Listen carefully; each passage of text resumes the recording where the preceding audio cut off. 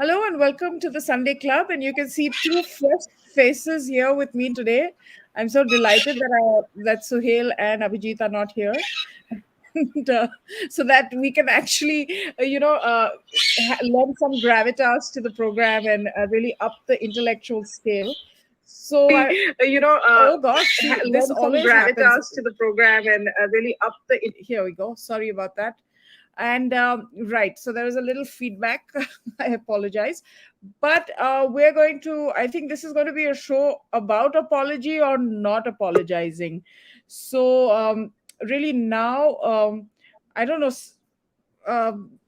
Gosh, Saundarya Shwet Sundari has joined us very kindly. So thank you for being here, Saundarya. Kanchanda, are you laughing at my gender fluidity?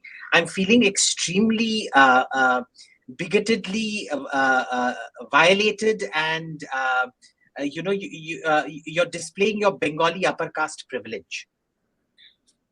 Abhijit, I'm just happy that we have. You're on mute, Kanchanda. You're on mute. I said, Nikhil, you are my lawyer. Please defend me over here. This is not defense. You need me to attack him first. Please say that. No, whatever. Just shield me. There is no greater Bengali upper class privilege than you, Abhijit Iyer-Mitra. But I'm not Bengali upper class. I'm a man of the people. Have you borrowed the Mitra in your name then? Yeah, see, there's an old saying, Ghosh Bangsho, Bado Bangsho, Bosh Bangsho, Data, Mitro Bado Kuti Log, Dotto Haram Jada. So, Mitras were always considered. You can't use language like that on the show, for heaven's sake. This is I don't a known understand Bengali what you said, but I understand the abuse that you use. I have a running bet with Advaita that today is a show on blasphemy. Abhijit will find a way to have an FIR registered against himself. But I tell you, he lost so much weight the last time he went. He was a state guest. That I think this. I would recommend better weight loss programs than that. But anyway, so see, basically it says mitro bado kutil log, mitras bahut kutil hote hain. So see, I am a discriminated against minority in Bengal. Anyway, all of our viewers are really talking about this singer Sidhu Moose Wala, who's been shot dead in Punjab. So a lot of comments coming in about him. And apparently shot dead within 24 hours of his security being removed by the Punjab government. Correct. And he's also a Congress politician from whatever little research I've done before this. Correct. But this is a part of that rising gangster rap kind of culture in Punjab, which is all about, I guess, violence and guns, and very similar to what one saw in the 90s in the US, But of course, one doesn't know whether this is political or if it's has anything to do with the also, music. This could very well be like a rap gang killing, like a Punjabi rap gang. It could be either. No. Look, irrespective of what it was, the point was he had been given security for a reason. And the government withdrew his security just yesterday, and today he's been shot dead. No, 1 second.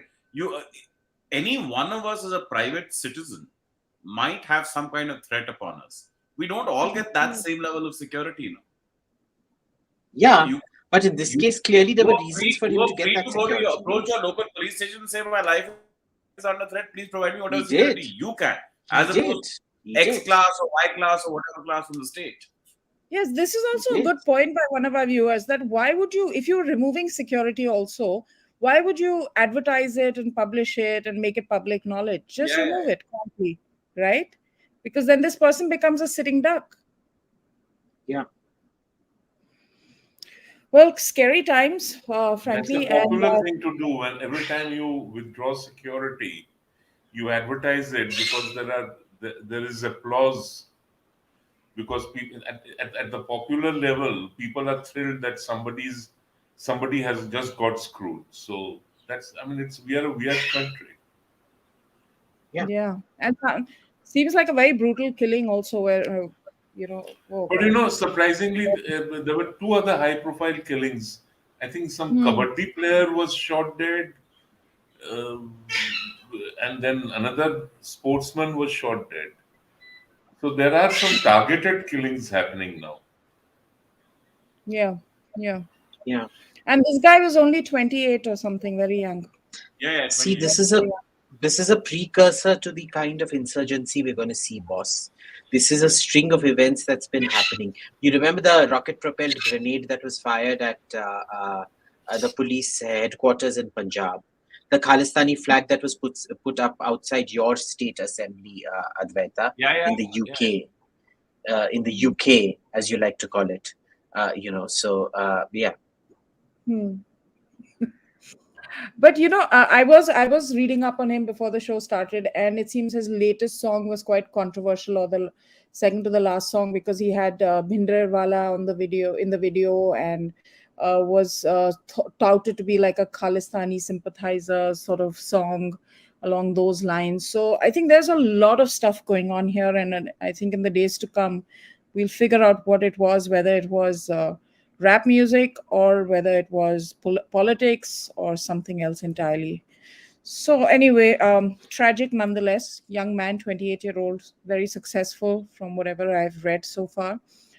Moving on, I think delighted to have two new guests. Nikhil, of course, is a lawyer and active on Twitter, and was had some interesting observations to make about the discussion that we're having today. And Kanchan is, of course, a senior journalist, advisor to the INV ministry. And, well, Kanchan you're listening to us, right? So, because I want to start with I you. thought we were going to talk about something else, not about I music. know, no, no. Yes. So I'm starting with you, and we're actually going to be talking about Nupur Sharma, on the BJP spokesperson on TV, and the comments she made in the course of a debate, and the spin out from that. I really I come from this perspective that the general discourse, and this, I'm not being partisan or anything, and I'd love to know your views on this, of these debates has really fallen in general. There's a lot of nonsense that's said. Ad hominem attacks, attacks of all sorts are carried out on live TV, broadcast to millions of people. So, Dada, just to come to you straight away, what do you make of these falling standards? And then we'll, kind of try and put it in the context of what's happened this last week. See, what has happened is over the last few years, we have seen the TikTokization of television news. So everything has to be a grand show. It has to be the theater of the absurd. Uh, you have people shouting and screaming at each other, hurling epithets, calling each other stupid, idiot, whatever. And that's the way it goes. Now, some of the channels did try to bring in a degree of moderation, but that did not work. Now, the reason I'm pointing this out is that we tend to blame media houses, but really it's the audience which wants tamasha on this scale, and they are the tamash bean. So it's the evening tamasha which people watch. They don't watch or they don't switch on their sets to watch a sane discussion or an informed discussion. That's a shame. But I think the the real issue which we should focus on is that three things have happened. Now, what Nupur Sharma's case sort of brings home is that we have now reached a point where every statement, every word, every expression which anybody makes in a public space is open to retaliation. And that is something very worrisome because I don't see it merely as fanatics weighing for somebody's blood, that was always there. I mean, we can go back to Rangila Rasool and how Mahashai Rajpal was killed for publishing that book, although the courts had exonerated him.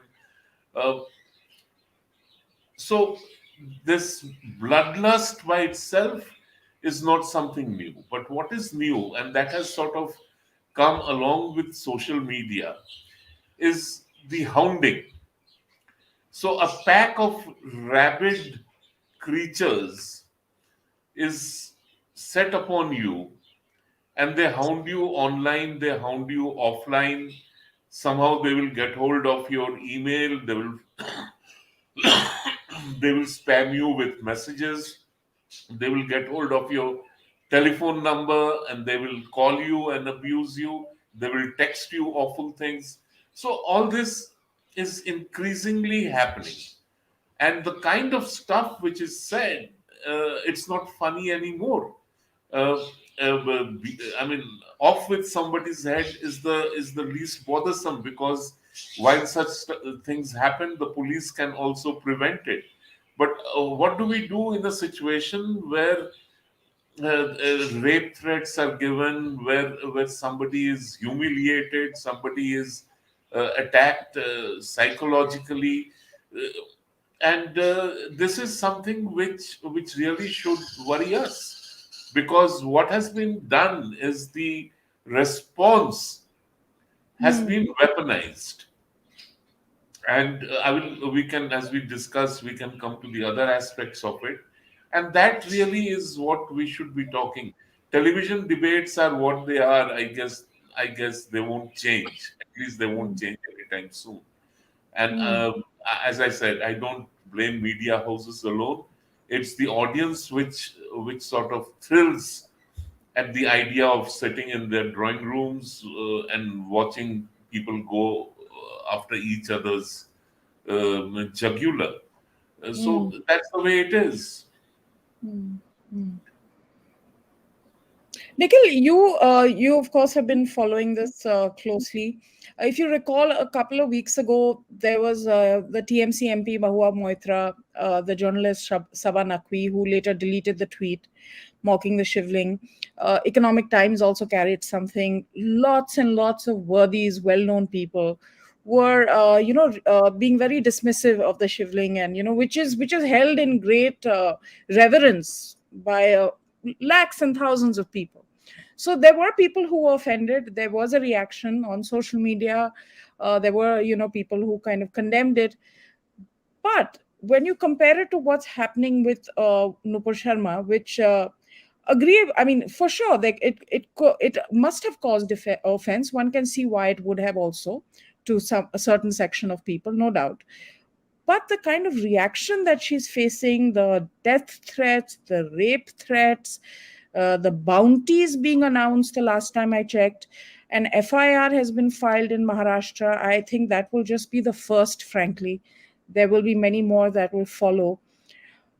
How do you explain this disparity in reactions? Because remember, I think a couple of months ago, somebody said Lord Krishna is a womanizer, blah, blah, blah. And that person was heavily trolled on social media and I think deactivated the account. But nothing that came close to, this kind of physical threat. And this Sharjeel Osmani character, I saw one tweet by him, wherein he said that she will be brought to justice, if not today, then someday. I mean, just very, very threatening messages. You know the answer to this, Advaita. So, I mean, the short answer is there is a higher degree of radicalization on one side. There is an enjoined religious duty for the protection of the Prophet's name. And this is a religious duty that is drilled in from a young age. So to act in this manner is actually an act of virtue. On the other side, you may have people who, when they are acting in this manner, still require an emotional upping because they realize they have to cross a particular personal barrier of indecency before they can behave in this manner. But for certain groups, it may well be that this is it. This is exactly what we've been told. That, you see, it is a very, very common refrain नबी की शान में तन से sir भी जुदा कर देंगे. How many times do you see that? It's limitless. So that is a virtue, and you are presenting it as a case of how does someone go that far? Well, someone goes that far because that is what someone has been told to do, right? That is, of course, not tainting absolutely everybody with that brush, but it is an easy and quick weaponization. It is within. See, when Kamlesh Tiwari made the comments he made, he was put in jail for a long period of time, and everybody used to ask me often, saying, "What is the bail jurisprudence? Why isn't he getting bail?" And I used to secretly tell them, for this guy, in fact, as opposed to what the Chief Justice said in the context of Abhijit, for this guy, the safest place was jail. Because once he came out of jail, it was an inevitable reality that someone somewhere who's been supercharged on this issue is going to get him. We just know this is real. Right? So this is plain speak. I mean, there's no law involved. There's nothing. You can project it as you want to, but this is plain speak. This is the way it happens. And that's not to paint an entire community, but there is easy radicalization, there is rapid radicalization, and there is very, very quick weaponization. And at the core of it, a part of it is exactly what was discussed post 9/11, post any of these great atrocities, that this heaven-hell syndrome is a big problem. That if for a lot of people, if life begins after, then this one holds no value, neither yours nor mine, nor his own. So therefore, this is why it's so easy to radicalize and take things so far. Beyond that, it is also easy for a lot of people, and there's a psychological thing, and this is group-based, not merely to an Islam situation. It is in every situation you can think of. That I'm sorry, have I been disconnected? No, you're there. No, you're solo on screen. Right. So what happens is that it's very, very convenient and pleasing and happy to be part of a mob, to be part of a group. And people do this in all circumstances. And once you're part of a group, the barrier on bad behavior keeps getting pushed further and further and further. So you'll see this in the context of misogyny. You'll see this in the context of white supremacists. You'll see it. There is no circumstance in which you won't see it. You'll see it with the Hindu groups. You'll see in the context of when they are seeking to enforce their values. I mean, there are times when either Abhijit, me, Kushal, a lot of us, when we sort of fight back against trad puritanism on the Hindu side, we get a little bit of this kind of abuse. Obviously, being male, it is easier. Take it from me, being female is infinitely worse in these situations. So, I mean, I think that's where the answer lies. So there is one specific answer I gave you to the context, and one larger answer, which is sort of this mob mentality. Yeah, but you know what I find surprising, and Abhijit, sure, there are groups in every I guess religious set who are easily triggered, who can be prone to violence as well. But here in this particular situation, it's almost, and a lot of people have called it out as dog whistling. And one does see some of that. This happened during the Delhi riots as well, a mobilization, a kind of appealing to the radical elements of a group, and knowing what follows, knowing what happens. I think there are different ways of contesting these kind of claims or these kind of statements when made in the public domain. This is not the way, but even the so-called, you would say, sensible people are kind of fanning the flame. Okay, see, here's the issue. First, for any civilized society, blasphemy is critical to that civilization. Because if you can't blaspheme, you're fundamentally not a civilized society. Okay. The answer to verbal abuse is verbal abuse. Okay. It is not physical. This is one of the fundamental definitions of civilization in that sense. At least modern civilization. Now, we face a situation out here where we live in a country which is prone to mob violence, where we have known that, yes, are Hindu mobs incited? Yes. But if you go against one religion, you are almost certainly killed. There is a death penalty on your head only for criticizing one religion. Okay, yeah. Why? And that comes from the societal. Now, why is it? It's not to do with the religion. It has to do with the country and its particular followers here. Do you remember during COVID and during the Tablighi Jamaat, So many Indians in sitting in the UAE were giving abuses to the Prophet and to Muslims and to the Quran left, right, and center, sitting in UAE. What did the UAE do? Did they do anything to those people? They didn't even arrest them. Some of them lost their jobs because they got outed by the government, and then the government deported them out there because they're like, "Bhai, if you don't have a work visa, you can't stay there. Therefore, if your employer has cancelled your work visa, you have to get out." Okay. Saudi Arabia will change slowly. It's already changed. Already women don't have to wear headscarves and things like that out there. So it's changing. It is a thing that comes out of wealth. Whereas you look even within the UAE, some of the poorer countries, which used to be the glam, bling, bling capitals like Sharjah. Everybody used to go to Sharjah once upon a time. Today, nobody even knows where Sharjah is anymore. They have regressed back into Sharia law and things like that.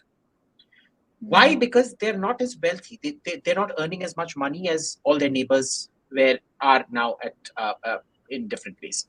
So what's happening here is you have an Indian Sunni society, not the Shias, the Sunnis specifically, who have been at the absolute bottom economic rung of society, at least since 1857, when the British carried out a very systematic and targeted campaign of dispossession. And then, because they never changed the feudal nature of their polity, it was still stuck in that sort of late feudal Mughal era political mindset, which was fantastic for politicians because they could use it. They don't have to go campaign to a whole crowd. They just do favors for the leader, the local feudal lord, so to say, and you get something in return. It is an extremely dangerous community in the sociological sense of the word. And when you have an extremely dangerous this is like, going back in time to say the Aztecs. If you go into the Aztec capital of Tenochtitlan, you don't know under what circumstances they'll decide the next human sacrifice for Huitzilopochtli. They'll take you up the temple and they'll sacrifice your heart to the god.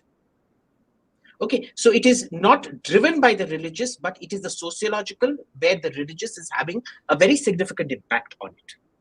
Now, what this fellow has done, he knows exactly who his followers are.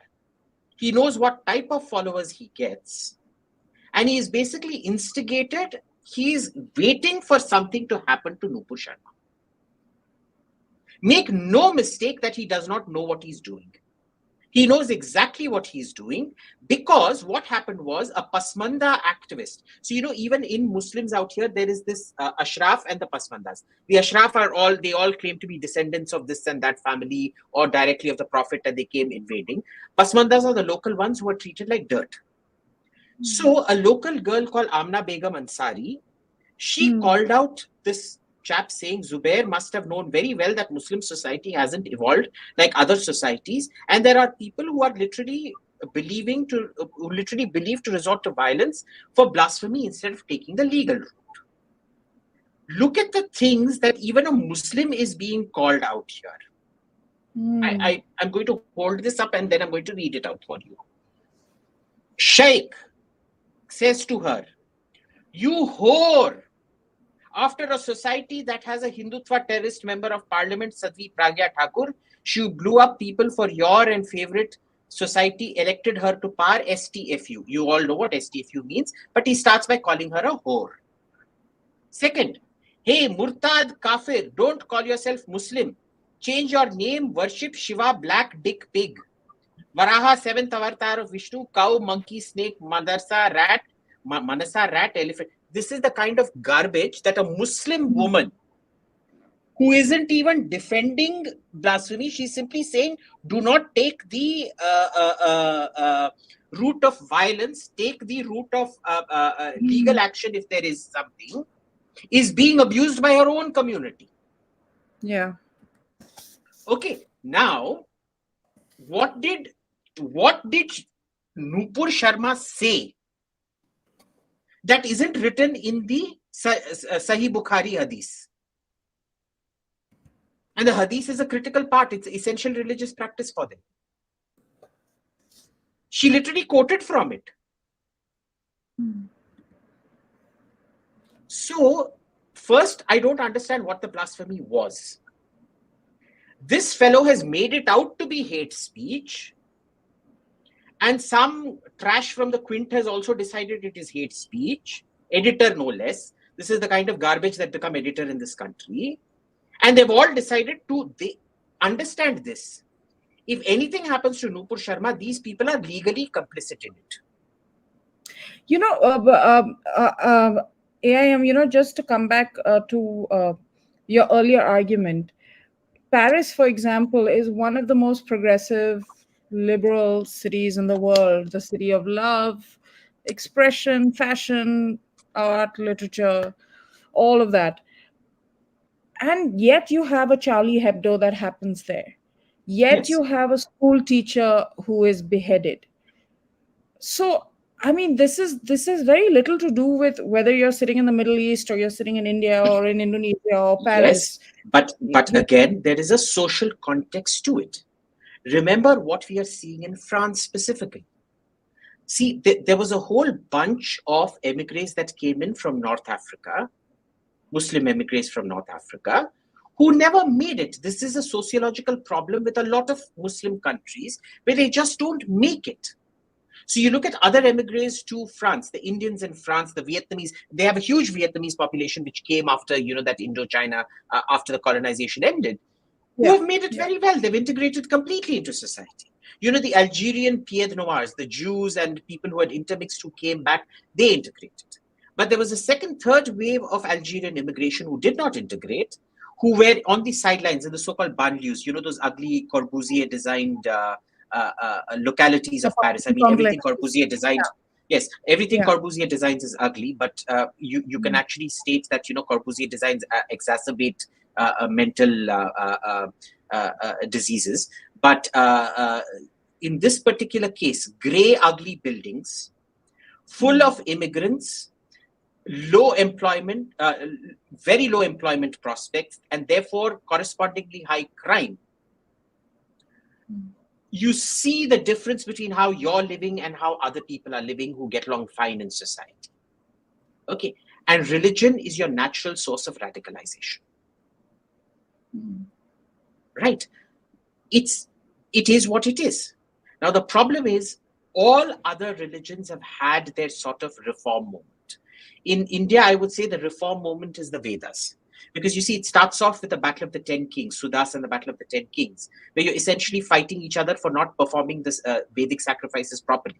And in the end, you have the Nasadiya Shukta saying, "Bhai, tu apni jindagi." Wo kya tha? Wo last scene DDLJ ka, "Kiran, tu apni jindagi ji le." Or kya, "Mohini, tu apni jindagi ji le." Something like that, no? Simran. Simran, tu apni jindagi ji le. So the that's it. So the Nasadiya Shukta, where the Vedas ends, is your Ja Jimran apni jindagi jile kind of this thing. Okay, in the West, it was the Westphalian Wars and the Wars of Religion that settled it. And mind you, this is why Third World Christianity is not the same as European Christianity. Third World Christianity is extraordinarily violent and intolerant. So in Christian majority countries in Africa, you will be killed for being a homosexual. If they know you're a homosexual, they'll come to your house and kill you. You don't even have to do anything. Even if they suspect you're a homosexual, they'll come kill you. Yeah. So each geography and each religion in each geography have its reform moment. In this case, it simply has not happened. I don't know if this boy is literate enough or educated enough to understand that. But understand this, he almost certainly knows what he's unleashed on Nupur Sharma. Almost certainly. Without a doubt, he knows. Time for her. Yeah, it's a very dangerous time for her, and it's not something that'll be over in a week or with the next news cycle or next month even. So and it's Advaita, Advaita, if I could just come in for a short while over here. Sure. I personally don't buy into this argument of sociological reasons, economic reasons. Can I just say a second Dada right away? So a little bit of what Abhijit was saying to me, this was, excuse me. Sorry? Dada, I said I No, he's agreeing with you. He's agreeing with you. Saying, I second right away. I don't buy into that. No, I agree. I totally. This is what I'm agreeing with. Why is it that Sweden, which has one of the biggest welfare states, uh, and one of the most liberal. It is the most liberal democracy. Now, Sweden has been forced to admit that integration has not happened, it has failed. And this happened after the statement follows major rioting across Sweden during Ramzan. We have seen how this whole hocus pocus thing of multiculturalism has been now sort of been given up in Britain. And across Christendom, the same thing is happening. So, it is not only economics, it is not only social factors. There is something else driving it. Let's be honest about it. Number two, uh, you know, uh, this whole thing that Hindus don't react like this, Hindus don't respond like this. Of course, they don't. We are Hindus. That's why we don't. And I think this whole comparison is misplaced because Hindus would never react like this, even in the face of the gravest provocation. The Hindu would try to sort of either reason it out or he would step back. So this is civilizational for us. I mean, that is why civilizationally we haven't gone around conquering countries. We haven't gone around using swords to uh, turn people to Hinduism. We haven't done it. History tells us that. And that is the way it is going to be. The third point which I wanted to make, I often wonder, there is this great clamor that the world must be tolerant towards those who are so violent in their response, those who are so murderous in their response. I don't mind taking names. Zubair has actually called upon people to respond in a certain manner. That was his intention. I have no doubts about it. I have no doubts that this Sharjil Imam character, whatever his name is, this is what his intent is. They are not economically poorly, badly off. They are not No. socially badly off. No. Uh, and I don't. People forget. Popular memory is very short. Theo Van Gogh, I mean, the descendant of the great artist, he made a short film called Submission, the script for which was written by Ayan Hirsi Ali. And he was murdered in broad daylight. So this is an urge to kill is an urge, and that urge is propelled by matters of faith. Now today we are saying that whatever Nupur Sharma has said, she has merely quoted chapter and verse. But if you just go back in time, when Ram Swarup wrote a small book called Understanding Islam Through Hadith, he had merely compiled what is in the public domain, what is recognized as legitimate interpretation of hadith. He had just compiled it subject wise. And there was such a huge furor over that book. It was temporarily proscribed. I can give you numerous such examples. Arun Shori's book called The World of Fatwas or Fatwas, it was again basically just a compilation of all the fatwas that have been issued till now. I mean, it was a selection. And the allegation then or the charge then was that he's insulting Islam, that it is Islamophobia.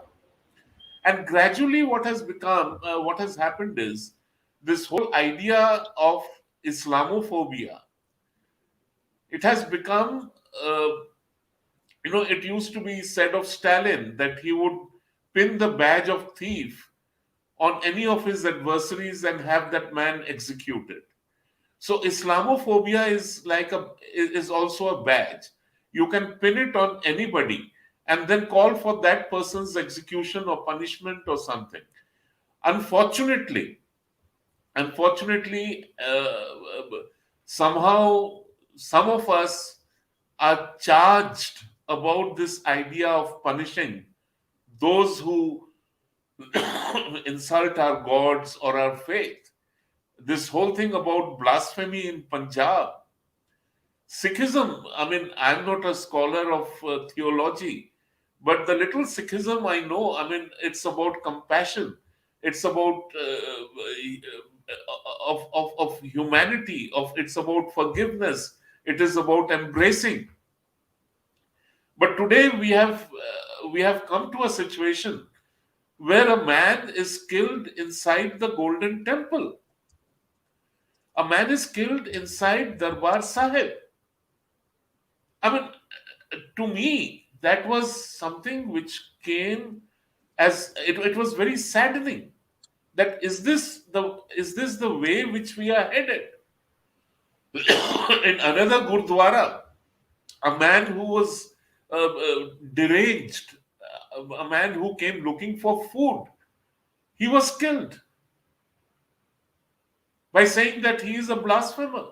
Then how are we different as a people, as a society, as a nation from say Pakistan? But Dada, I want to ask you this, and Nikhil this as well. You brought up scholarship. I can understand having these conversations about the hadiths vis-a-vis the Quran, because see, the Quran, the Holy Quran does take precedence over the hadiths. Hadiths are things that have come much later and have been written through the ages. Now these, I'm no scholar of Islam or Hinduism also for that matter, or any faith for that matter, but whatever I read and I understand, I feel that there is a context also to have these conversations. You can have it amongst scholars, you can have it amongst people who know the ins and Why? outs. No, but no, but why? but why not? No, Why I mean, not? Because we can talk about, if we can talk about 1,000 things under the sun, why is it that the 1,001 thing, that is religion, we must not talk about it? There is absolutely no reason. Jews don't no, go after you if but you it talk has about to be. But Judaism. when I mean, but that there is a lot about orthodoxy in Judaism which is criticized openly, which is talked about openly. But nobody goes after you. There's this whole debate over creationism and Darwinism. Christians don't go after you because you say that if someone says that creationism is bunk. So again, I come back to the point that but there is Dada, this don't you urge think those that the whole those are world must be tolerant towards whatever I say, whatever I think, whatever I do. So the whole world owes me, but I shall be the most intolerant, most bigoted, most hateful, and there is nothing that you can do about it. Dare you talk about it, I shall call you an Islamophobe. So this is, we can talk about free speech, but this actually goes beyond free speech.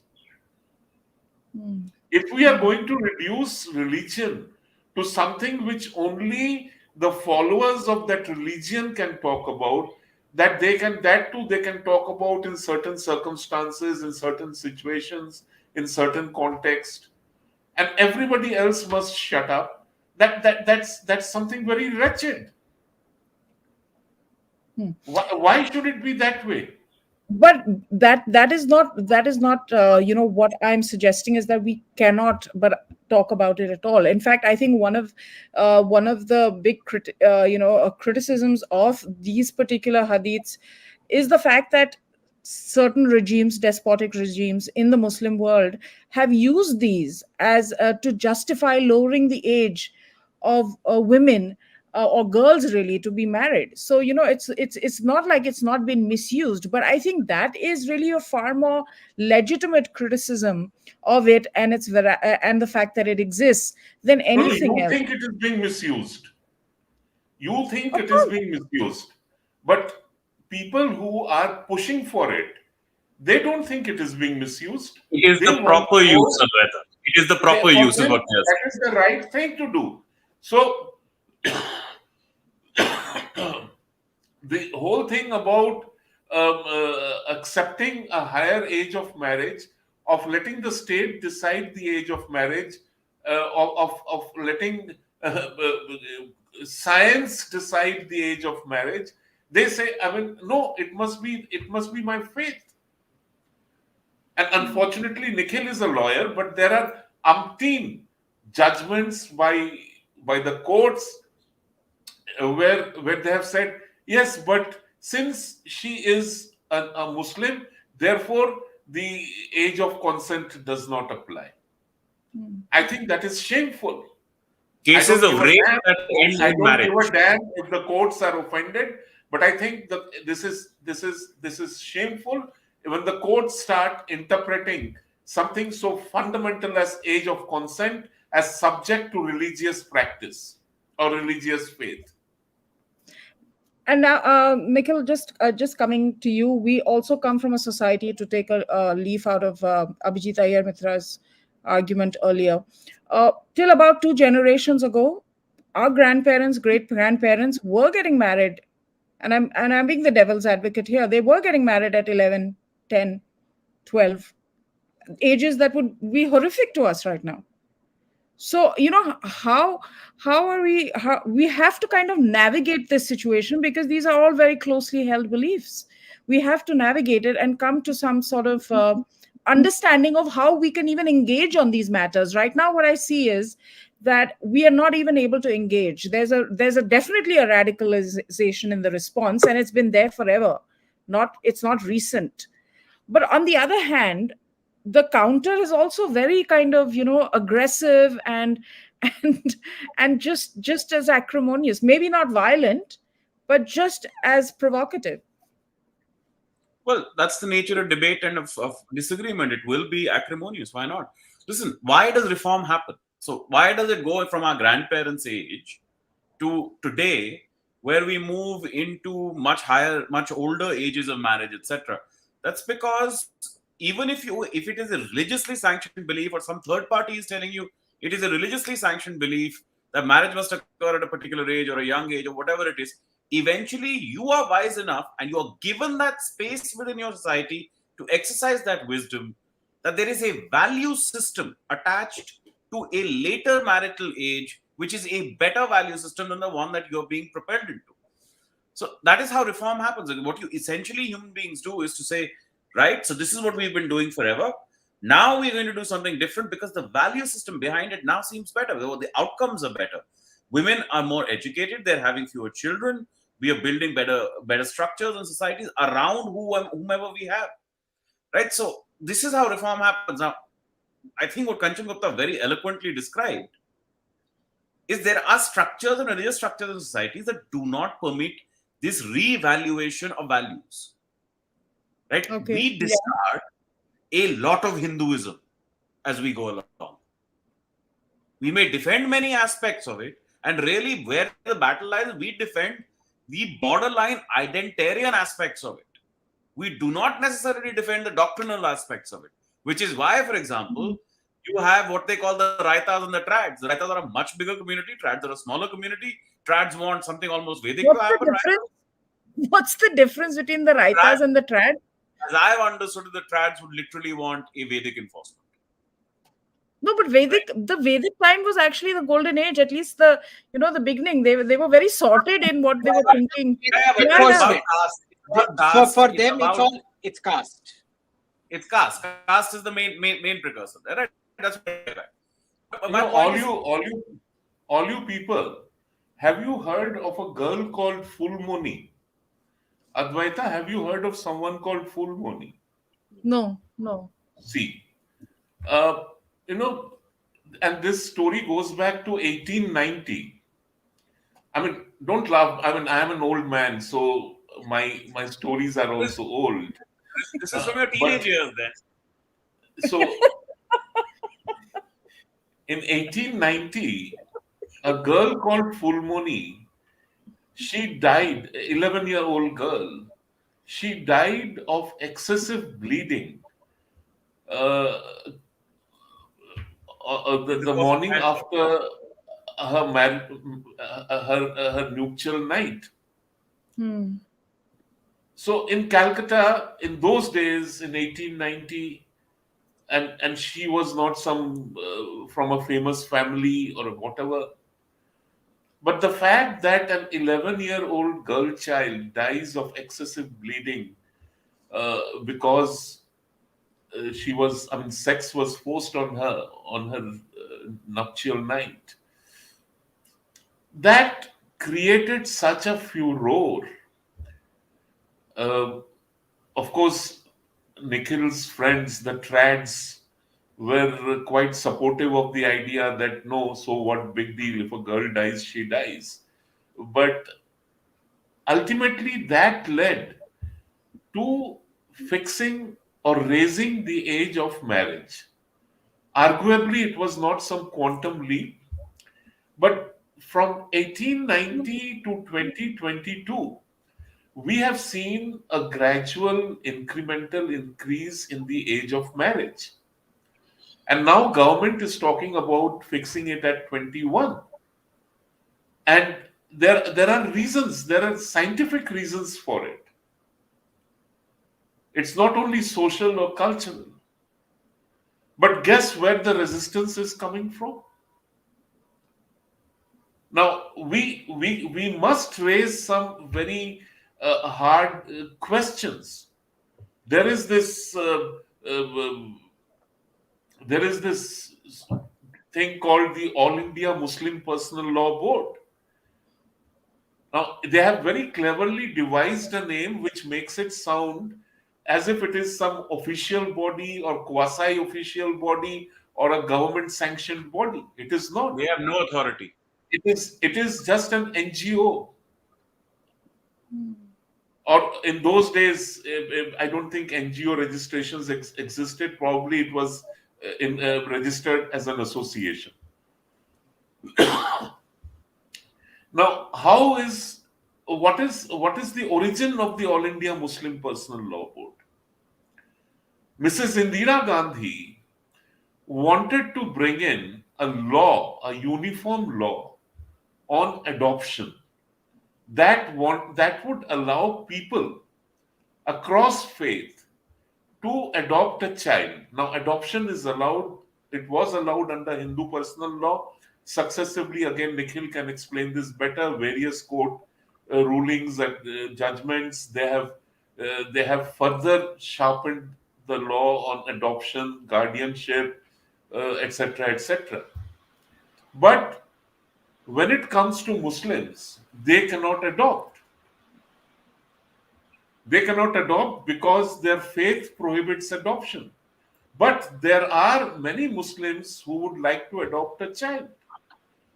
To enable them to adopt a child, Mrs. Gandhi had brought in this bill on universal, it was a universal adoption bill.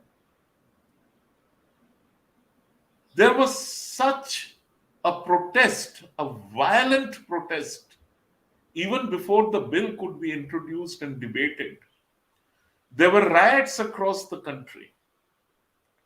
People ran riot on the streets. And the bill had to be dropped.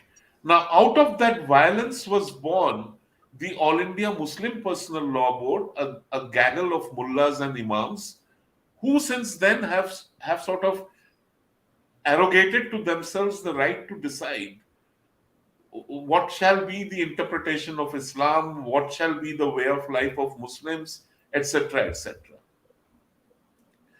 Now, the reason I'm recounting this story is that you cannot talk about adoption for Muslims, because then if you moment you do it, you will be accused of being an Islamophobe.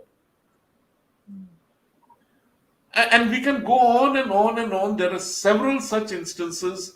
And I'm not saying that any one religion has all the wrong things. There are inherent That's not the weaknesses. point. The point I There are Dada's inherent is you have one structure that allows for that value replacement You have one structure that does not allow for that value replacement, which I was saying earlier, that you only progress because you are able to say what we were doing was wrong, whatever be its source. We are going to do it better now. We're going to do it differently. And is no violent fight back in the way in which happens in other communities, right? Certain communities. So you are able to do that progressive step. That is where the problem lies. That is how you grow. That is what progress is about. Nikhil, but if there is separateness in the law, how does that, and I think it'll be an obvious answer, but I want to understand, how does that trickle into society and has a sociological impact? Because the moment you're living by a different set of rules as opposed to other people, isn't it quite natural that you're going to embody a certain amount of separateness? Absolutely. Absolutely. I completely agree with you. I recently did a podcast with Kushal and Amana and Khalid Beg on the hijab, and the issue of UC came up, right?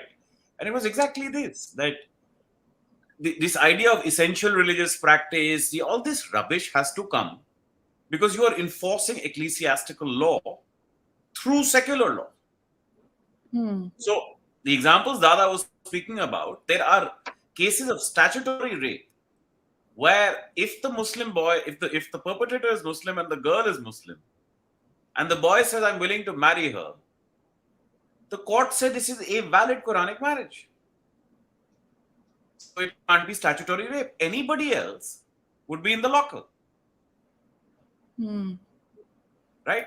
So we are talking. So yes, you're absolutely correct. I completely agree with you. Having this distinction creates these immense number of problems because religion has an incredible ability to creep into any and everything. Like literally into any. So let me give you another example from the Hindu side. When it comes to property law, the Hindu side has a number of customs and traditions where the rights of certain persons can be defeated by oral transfers at some point in time, or by oral partitions between persons. Because these were large family groups, documentation was not always the strongest. So someone would start using, they'd say, "Humne to apne mein kar liya tha, sulah kar liya tha." That creates the capacity to defeat rights of certain persons, right? Where does it come from? This has been our tradition. But what do? You have to take the next progressive step, which is the government goes and says, we are going to now, by GPS, start tracking property.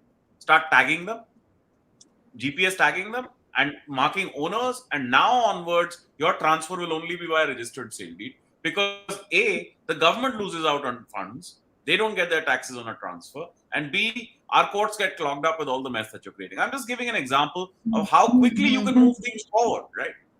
But the problem comes in communities where the depth and width to which religion exists and exercises powers over the person's individual decision making, those are much more stable, much more stubborn communities. Very difficult to move forward. Very difficult to move forward. So how do you do it? You certainly cannot say, let them take their own time and let personal law be in place forever and ever. That is why this is one of the strongest arguments for the UCC. Abhijit, so what happens? Yeah. So Abhijit, what happens going forward with someone like Nupur, for example? You got into trouble in Odisha with the temple, and listen, you spent. First of all, there is a huge difference between me getting into trouble and going to jail for 43 days and her. Nobody gave me death and rape threats. Nupur is getting death and rape threats. It is a qualitatively different thing. Understand, Hindus are a community that will keep giving you galis, but they never do anything. This is what I keep saying. Understand how Sunni society in this country is. Okay, why are people like Zubair able to wield this kind of power? It is because they understand that this is a extremely backward feudal, kept in the deliberately, because of political this thing, kept in a feudal state in order to use it to propagate their own power. Rana Ayub does the same thing. Inka dhanda isi se chalta hai. Do you understand this? for Rana Ayub to make money from her fiction writing and for Mohammed Zubair to run his third-rate website and act as an arbiter of all things fact and non-fact here, he needs the street power of this community to silence people. And mind you, he uses people like, all these so-called intellectuals. You just see who tweets who tweets out alt news. They all write letters in private. The moment he tells them to, they will all start writing letters in private to police, government officials, this and that. Ki ye karo, wo karo karke. Okay, you find out who funds alt news, you'll figure it out. One is a useless bloody committee set up by your Narayana Murthy himself. So indirectly, Narayana Murthy and Infosys also fund this crap. Ramchandra Guha sits on that board. And these people all write. I know for a fact because several editors have told me that every time this bugger starts off one of his campaigns, all these buggers, Ram Guha and co, they all get together and they write private letters saying, oh, but you can't tell anybody. So they'll write it in private. So they also join in. Remember that. Because all their incomes and money depends on this crap. Okay. And therein lies the problem. This is how pogroms in 11th century Europe used to happen. You have to break the hold on this community. You do it the way France is doing it. Now, what happened in France and Sweden is, and look at the difference in responses to France and Sweden. You have people coming from Algeria, which was essentially never developed by the French and was living in the Middle Ages, moving to France that very actively developed after the French Revolution and even before the French Revolution. The French Revolution happened because of industrialization in a sense, the pain of industrialization. The French are very clear on how to deal with it. They pass all these laws where, now mullahs can't even give their sermons without having it vetted by the government. You can't organize any kind of meeting without the government's permission and with videography and video recording and things like that. What did Sweden do? They played ostrich. If we cover our head, we can't talk about it, therefore it will just go away. Okay. Now, I agree, there is no such thing as Islamophobia. But we need to be very nuanced in what we are attacking. First, understand why, because is the Muslim response kind of similar across geographies? Yes. But in each one, the reason for why they are responding that way is quite different. But then is it no, but this is where I want to interrupt you. See, every community can be aggrieved. I, as a woman, can be aggrieved. I am aggrieved in a lot of ways.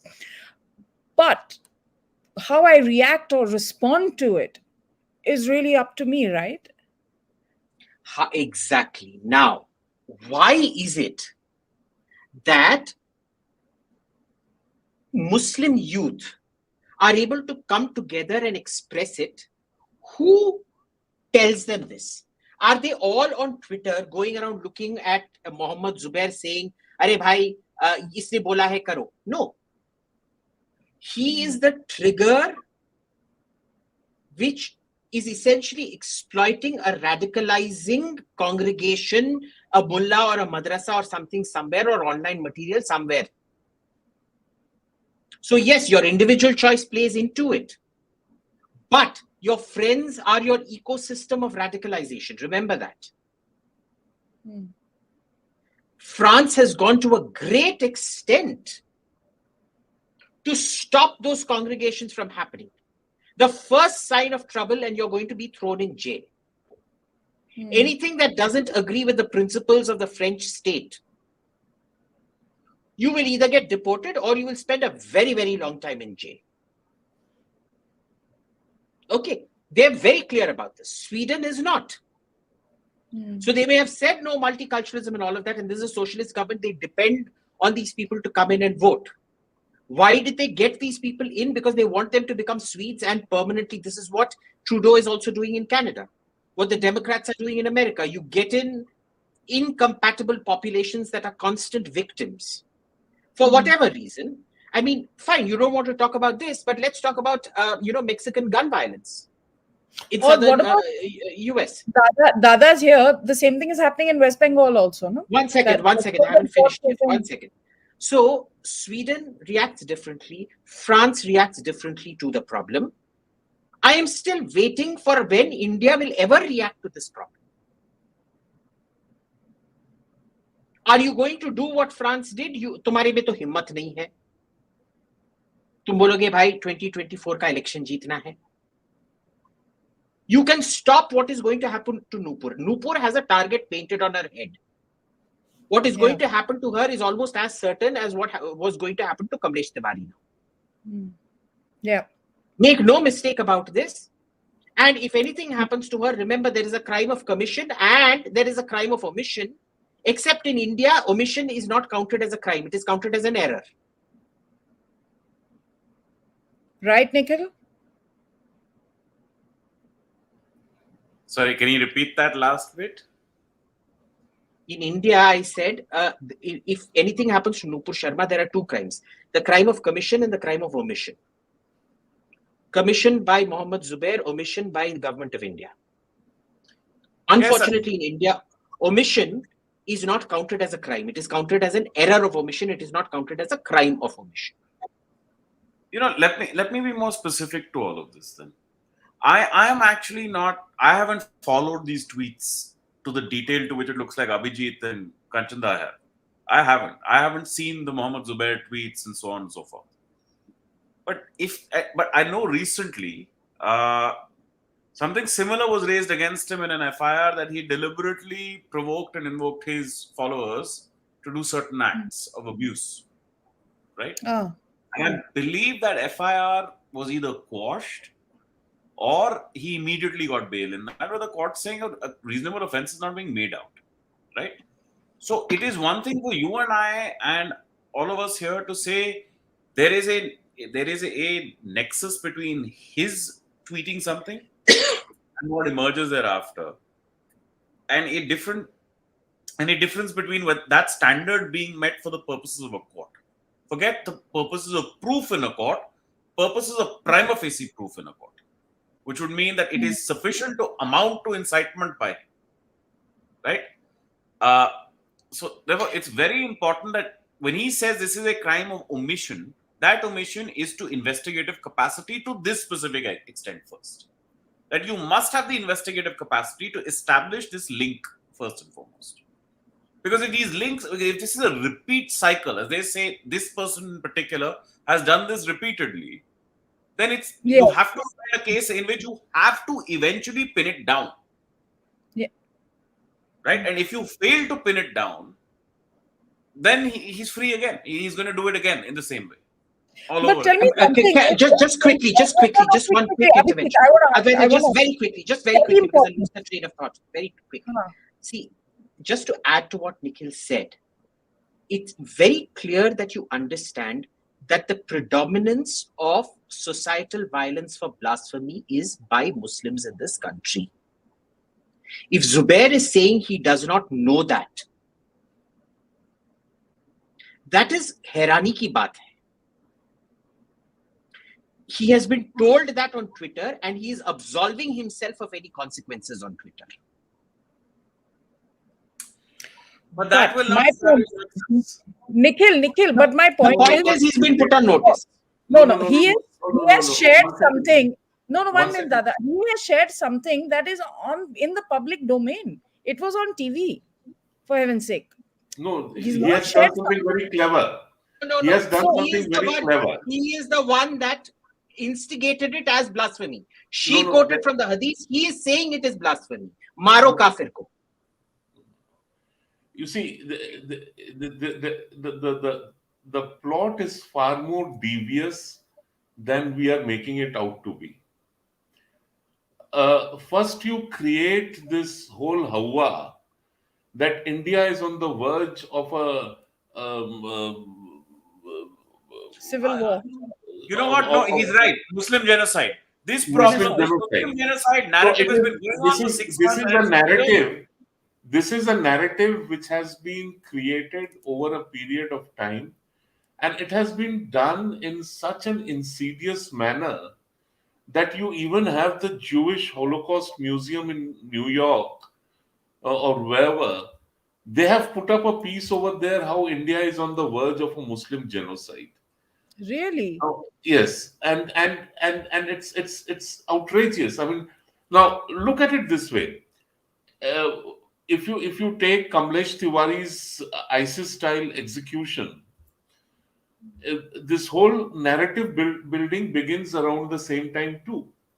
Now, between Kamlesh Tiwari's getting killed for saying whatever he did, and now how many attacks have happened on Hindus by enraged or aggrieved Muslims. Every day we have a story of some Muslim family killing a Hindu boy because he married a Muslim girl. This is not a rare story anymore. But the facts on the ground remain facts on the ground, whereas above the ground there is this whole narrative that India is on the verge of a of Muslims getting exterminated. Once you have created this scenario, and of course there are the perpetually aggrieved, so it's very easy then to you have to just bide your time, and sooner or later, if it had not been Nupur, it would have been anybody else. It would have been Abhijit over here or Nikhil over here or anybody.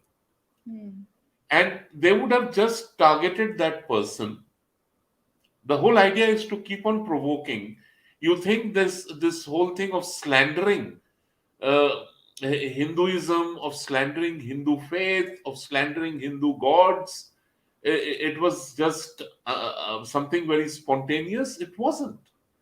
It was a coordinated attack of comparing shivlings with the dome of a nuclear plant and etc., of mocking the idea of a shivling, of trying to make fun of shivlings. It was all part of a well thought out attack. So you keep on pushing the envelope, and a point will come where someone will respond angrily. And the moment that person responds angrily, you blow your dog whistle like Zubair did. And I again repeat it, he did it intentionally. So did others like Rana Ayub, etc. And you have the mob already primed, already sort of in a rage, in a tizzy, and you let the mob loose on that person. What Zubair has done is he has very craftily made us put out a couple of other tweets where he says all these people who are abusing and threatening her, police, the law must take act against them. My tweet has nothing to do with their responses. I have nothing to do with their responses. No, but No, what that's was his original bakwas. tweet? What But was his Dada, original tweet? No, that's all bakwas. but Dada, He tomorrow any of us could share something, okay, which is yeah, offensive and which so is provocative. But they are the the way easily people offended. huh? Advaita, they are the easily offended. They are That the will not perpetually count. And I'm offended. with Advaita on this, though. Sorry. Any And one of us could be in this position, is what I'm anyone, trying I to mean, say. as I said, it just so happened that it was Nupur. It could have been A, B, C, D, anybody else, No, I'm because they saying have already created that hawa, they have created that atmosphere, they have created that fear psychosis, that India is on the verge of a Muslim genocide. They have convinced people around the world. And now, whatever happens, even in the worst possible situation, if this turns out to be a real horror story, then even the world will say, "Oh well, you can't create a situation of Muslim genocide and then not expect them to react." Like Kamlesh So Tiwari is never mentioned. it's a It's a well thought out strategy. There is there is much thinking which has gone into it, much connivance which has gone into it, much plotting which has gone into it, and Putting much into their time and language, effort which has anything they gone do into it. from here is an act of resistance. Sorry. That was the idea. To anything they do from here is an act of resistance. That is Yes, the yes, language that's used. yes. So what is the counter then? What is the counter? It would be to have a more sanity in public discourse. That would be the obvious answer at this You point. cannot regulate public discourse, Advaita. How are you going to regulate public discourse? I promise you, No, there so are 10 people therefore, out there who find all of us offensive today. They'll say regulate Probably, these yes. people also. There's no limit. There's no limit to this. You can't regulate public discourse. First thing is state capacity. Let me give you a small example. This is, and I was very critical of it when it happened. CAA NRC protests happen in UP. The police comes out with lathis and they do things that were clearly disproportionate. There was a clear messaging. There will be a disproportionate use of power to any exhibition of street power by you. That's what they did. I thought it was all of it. I mean, there is no, you don't really even need much of an argument. It's all against the CRPC. It's all against the Constitution. It's all against every law that you can imagine. Police powers cannot extend to the extent to which they did, right? Even then, on top of that, to say you will pay the money for whatever damage has been caused, there's no basis in law today. You don't have a law in place. You can't actually compel this kind of disgorgement from a citizen. All of that was unfair. It was. What was the effect? All these Hanuman Yatras that happened now, Yeah. kuch nahi hua. Kuch nahi. So In fact, there was so amity. maybe- There was amity. That's what, There was actually maybe bhaichara. certain politicians in this country understand this language better than we do. Yeah. I'll tell you, you want a counter to this particular situation? Mumbai police has registered an FIR against Rapur Sharma. Let UP police register an FIR against Mohammad Zubair if you guys are so accurate that you can actually prove a nexus between him and his followers. I don't see it yet. This one tweet won't do it. There has to be something back channel.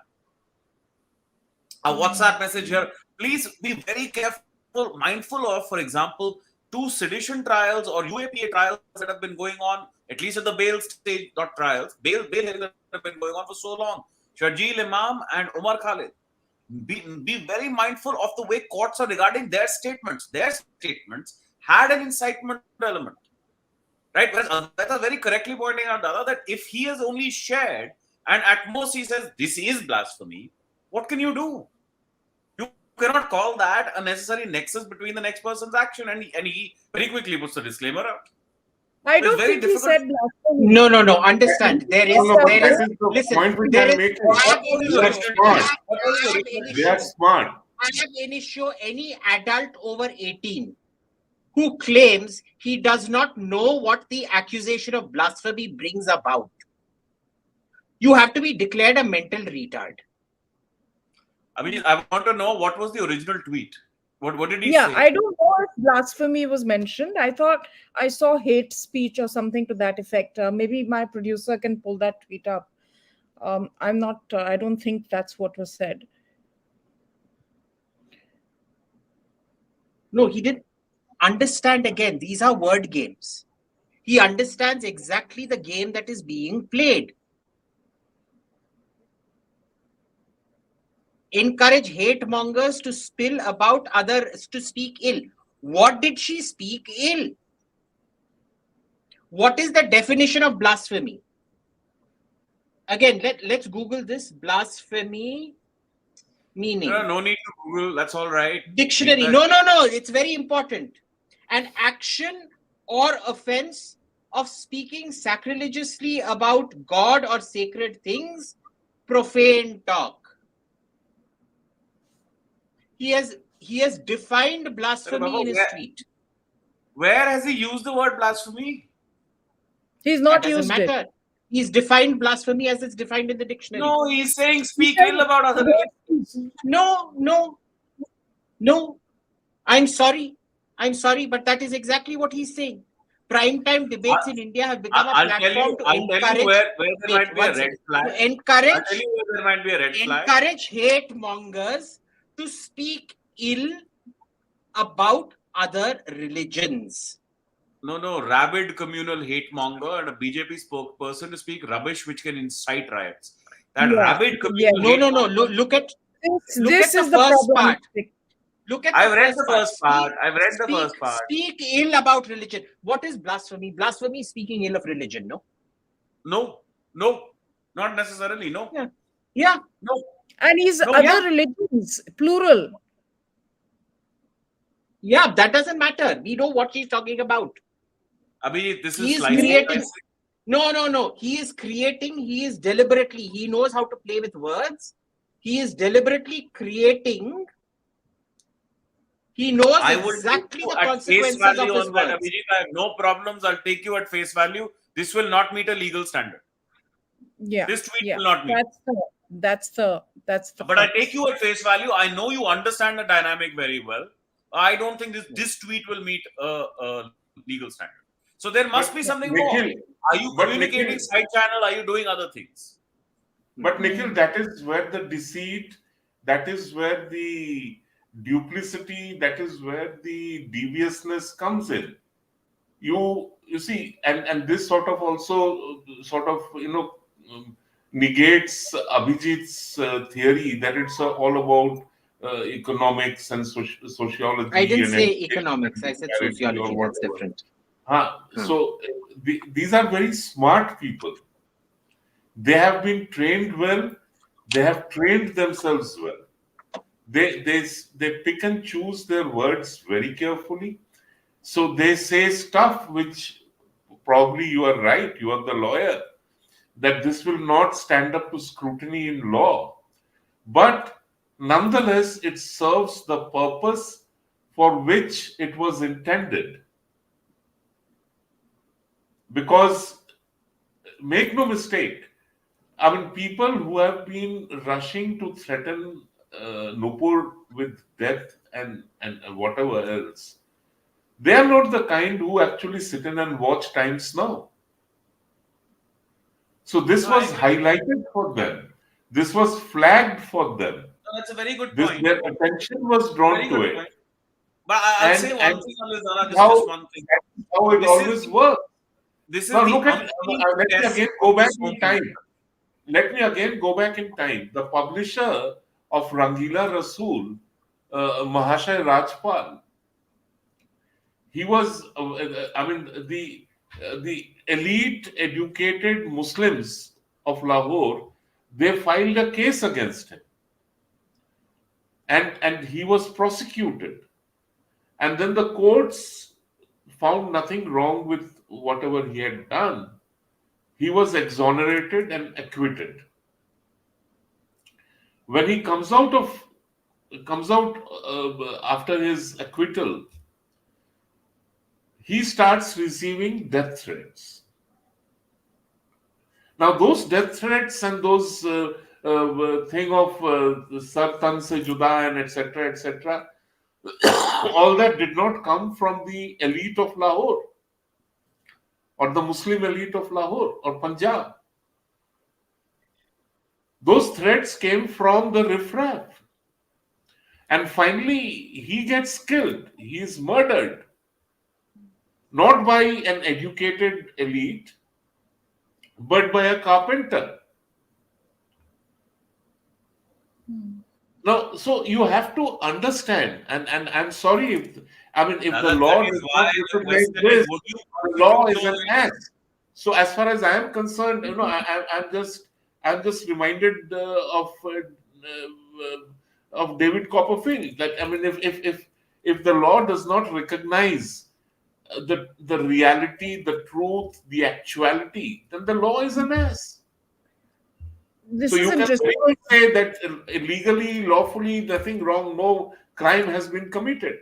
Similarly, when No, Dada, please don't be so dismissive about all of this. This is, I'm sad to say this. This is the umpteenth test for this Home Minister, which I'm confident he will fail like he has failed every other test that has come prior to this. Yes. No, I'm not going to get into the politics. You may not, and I'm not asking you. I cannot. I'm not asking you. No, I'm not asking. See, much like Zubair's argument, I'm not asking you to take responsibility for my words, but I am certainly saying this. This is an investigative matter, right? You say this is a matter of reality. Abhijit puts out a certain kind of argument. Let his police come forward, make that argument. Let them. If you look at the larger charge sheet of what अरे वो कुछ नहीं करेंगे, वो कुछ नहीं one करेंगे, second, नालायक on लोग the हैं. larger Delhi riots conspiracy, if you look at that charge sheet, the way they have caught what Umar Khalid was doing or Sharjeel Imam was doing, obviously on the other side, the answer is, oh, this is all made up. You may say it's all made up, but there is hard evidence, a charge sheet. This is not an FIR where it's just statements now. It's a charge sheet. It has WhatsApp messages behind it. It has 65B affidavits behind it. It has much behind.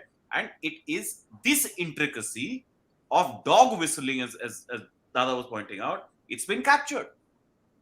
Which has to be proven. Why is this? It will be proven over time. That's when the trials happen. But as of now, even 1 second, Abhijit. But will they invest resources? 1 second, Abhijit. Even the High Court is sitting there saying, like, boss, we don't buy. If I take any of his speeches, I can justify them much in the way in which I justified this tweet. Right? But the High Court judges are saying, I'm sorry, you are creating context. And we're seeing the creation of your context through your other communication. So do that. Bring it forward. Do that prosecution. This is one of very your important point. आपने कमलेश तिवारी को कुछ भी माना हो, आपका अपना नहीं था, बीजेपी का नहीं था, ये नहीं था, आपने कुछ भी माना हो, आपको लायबिलिटी लगता होगा, ये तो आपके अपने हैं. यहाँ पे भी नहीं करोगे तो क्या करोगे तुम? तुम्हारे then what is the creativity here? No, I don't think we have seen the end of it. So I think it would be wrong to. Oh, I would be happy to be proved wrong. I'd be happy to be proved wrong. He's been a 3-year disappointment. So I would be fine. You just now talked about the charge sheet in the Delhi riots cases. I mean, the Delhi police reports to the Home Ministry. So you have to, then you can't say that, oh, they did a good job then, but today I think they will not do a good job. We don't know. So wait. No. But I think we have to look at it beyond one incident, beyond Kamlesh Tiwari, beyond that young chap in Karnataka who got killed, beyond all the others who get killed on a daily basis, beyond what has happened to Nupur Sharma. The issue is much larger. We are actually facing a huge crisis. It's a looming crisis. Yeah. That crisis is going to come in many forms. And it is all because of this whole narrative that has been built about Muslims being in danger, facing an existential threat in India, which is bunk. Which is total bunk. I think that's what has also happened is you have threatened most Muslims into silence through these intimidatory tactics, because if I were to be attacked for insulting Islam as a non-Muslim, now imagine Abhijit read out the responses to a Muslim girl who sort of asked for sanity. So imagine if a Muslim were to come out and say that this must stop. They will go after him or her in a much more fierce manner. Yeah. Who is responsible for letting this happen? That again is a separate debate. But for God's sake, we must recognize that we are facing a huge looming crisis and a problem, and that problem stems from this totally fake narrative which Western media and creatures like Rana Ayub have colluded to create, and then Zubair Ahmed comes in, and then others come in. They have these shields called Alt News, which is funded by perfectly, high-profile individuals and organizations. That gives them further legitimacy. It's all crafted, and years and years and years of work and planning have gone into it. This is not something which happened overnight. Exactly. For years, they have been plotting and scheming and preparing the ground for what we are witnessing today. So, And this is, Dada, this is if you're saying that I this, Dada, if you're saying this has the genesis in a narrative, which will then be followed by action, inevitable action. the narrative, the Counter, narrative, what is the counter? What is the planning and what is the counter to this narrative? the That counter. also has to be I mean, right. I don't think it serves any purpose that you criticize the government, you criticize the judiciary. Judiciary is what the people are. Government is what the people are. There has to be a pushback. There has to be By whom? by By all whom? of us. We are talking right now, aren't we? हमको कौन सुनता है? No. Then you see, if one voice is not No, heard, it's a similar cumulative effect, Abhijit. I have not missed one opportunity. Whenever I've seen it for at least a year now, whenever this Muslim genocide rubbish comes up, I go after it, regardless of how many followers I may have or whatever it may be. I don't we have miss to a single resist, opportunity. and there has to Because be you a have to build this counter-resistance. record. You have to build this record. And I agree with Kanchanda that this is the problem. My issue is what is to do now. So the Delhi police did a very good job of all of this post facto. If they were intercepting all these messages, where was their preventive action?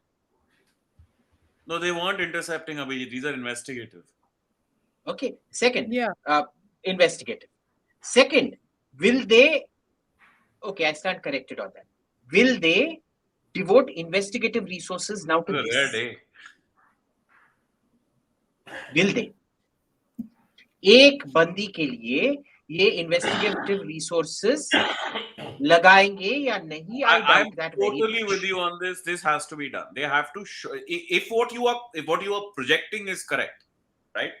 That this is a gatekeeper kind of individual who he waves the red rag and the mobs come. Right? If that is true, that's an immensely important thing that needs to be investigated and established.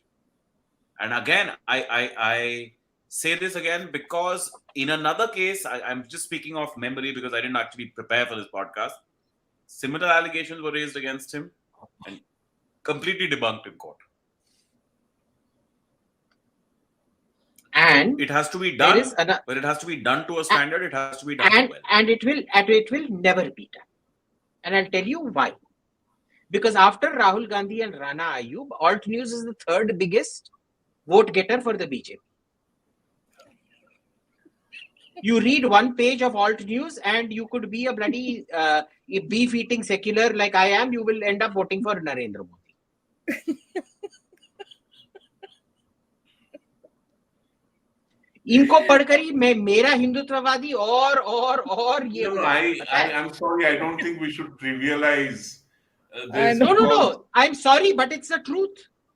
I've literally heard a BJP leader, Kanchanda, a very senior BJP leader I do not interact with BJP leaders, so I do not know what BJP leaders are. I have heard him say on a podium, अरे हम अगर इनके पीछे जाएंगे तो हमारे लिए vote कौन करेगा? No, I'm participating in this discussion not to berate the system, the judiciary, the government, or individuals in the government, or the ruling party, the opposition party. All I'm saying is that, look, I'm 61 years old. And I have seen a whole lot of stuff in my life. I have never seen,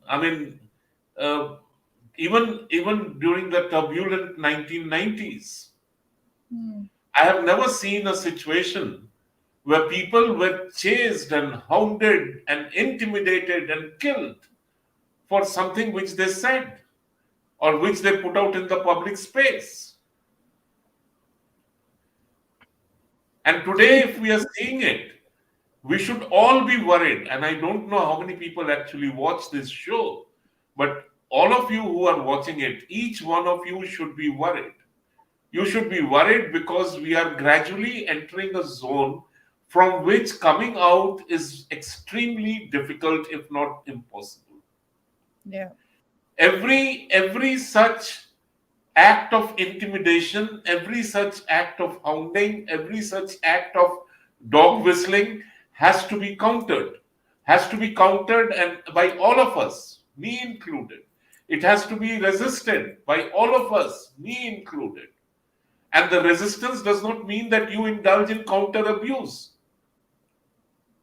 The resistance means, and frankly, resistance means over here, if necessary, you shall go and physically stand there to ensure that the mob knows there is a counter mob waiting for them. Right. So I'm not Well, suggesting that violence must be met with violence, but violence has to be resisted. I will just conclude with just a small anecdote. Sri Aurobindo's ashram, there were repeated political attacks on the ashram. So those verbal attacks then became physical attacks, stone pelting, the usual thing. People would come and pelt stones. They would barricade and blockade the ashram, etc., etc., etc. There was a lot of damage which was being inflicted. Sri Aurobindo was dead, but mother was still alive. And she counseled her people, the ashramites, that just keep quiet. Then one day she said, now is the time to resist. Go out and resist. And the whole attack stops after that resistance. So we must resist in whatever way we can. Everybody is tech savvy. Why can't we flood various newspaper offices, various the Delhi police with or police across the country with emails that this must stop, this nonsense has to stop. And you are the custodians of the law and you have to stop it. And we must also hold, and this is something which I have also tweeted, that I have put it out, that platforms are equally complicit. Twitter will remove and suspend and kill in one account which may have said something awful. But how is it that these platforms are continuously being used by the likes of Rana Ayub and in I this think manner? what happened? by mistake. Dada, we had a bit of So a. if Please come these back. platforms are being misused and so it becomes a part of the coordinated campaign. So all these lefties and libbies and wokes who are sitting in Facebook and Twitter and Insta, they are part of this conspiracy. Yes. They are among the plotters. I was just going to say, social media is reaching a point now where it's dangerous. And when you were talking about back in the day, when you didn't see this kind of hounding, I wanted to say that one of the reasons that we do see it today is because of social media. Advaita, don't minimize it by calling hounding. No, Dada, I'm quoting This is Dada. not Dada was verbal. talking about This is not verbal hounding. No, we're talking about back in the 90s, 30 years ago, vis-a-vis now. We've moved on from the particular Well, issue. Which Abhijit, the word hounding comes from the act of Yeah. letting hounds free after Free and active. doing a hunt. So Yeah. hounding is not something which is Let loose the dogs of war. dogs But of I'm war. hoping that she gets security for sure, and that's something that should have happened yesterday. But as far as I know, she has one person who's there for security, but I don't know. I mean, I think I'm sure the government will react to this, and I think it's a long-term threat also when it comes to her. I don't believe this is something that's going to end with the news cycle or in a month or 2 weeks or 3 months. I think it's a long-term threat for her, and Nupur is also somebody who does fight elections, who's out in the public quite often. So she's not like only a spokesperson where she's only in like TV studios or on TV. She's out and about, or has been in the past. I don't know what her future plans are when it comes to fighting elections, etc. So I think that puts her in a particularly vulnerable position. Anyway, so I hope that there is a quick response to this, and definitely, if there is a pattern in place which provokes this kind of dog whistling or rounding up the troops, so to speak, to take out an attack. Back in the day, we used to have the mullahs, maulanas, say that this issue fatwas and things like that. But now with social media, basically average everyday people are doing this a similar role, are playing a similar role, maybe not calling it a fatwa, but definitely using those kind of terms and aggression and offense and all of that, which is leading to what we're seeing to a large extent going on. And I agree with Dada, we are heading into a dangerous time, and we need to really hold on to our wits as well as a sense of balance. I want to thank you, Dada, for joining us. I hope you'll be back on the Sunday Club. We went over time today, but it was just a very riveting discussion. Thank you, Nikhil, for your perspective. I think we really needed that, because this is so complex and so complicated, and it's a situation wherein you really feel like even the law can't help you, frankly. And that's a tragedy, but that's really how you feel. It may not be logical, but that's how you feel. And of course, AIM, as always, who's asleep now, but we'll have him back soon enough. All right, everybody, and So stay rude. safe. And Stay stop well. misgendering me. Stop misgendering me. My name is Saundarya Shweta Sundari. Nothing Saundarya or Shweta or Sundari about you. So I don't lie, especially not on my show.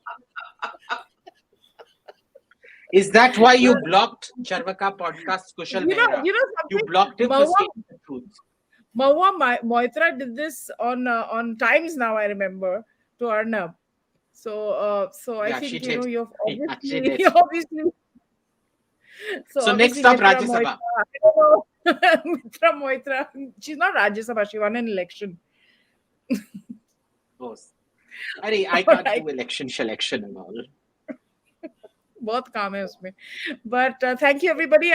Please do like, share, comment, subscribe, and do hit that like button, so that that's the most important part, because what that does is that it boosts the views, and the discussion reaches more people, because I'm being told by a lot of our viewers that we might be getting shadow banned here as well. So don't forget to hit that like button, because it makes sure that the show is watched by more people. So thank you so much, and have a great evening and a great week. Thank you, and goodbye for the Sunday Club. See you soon.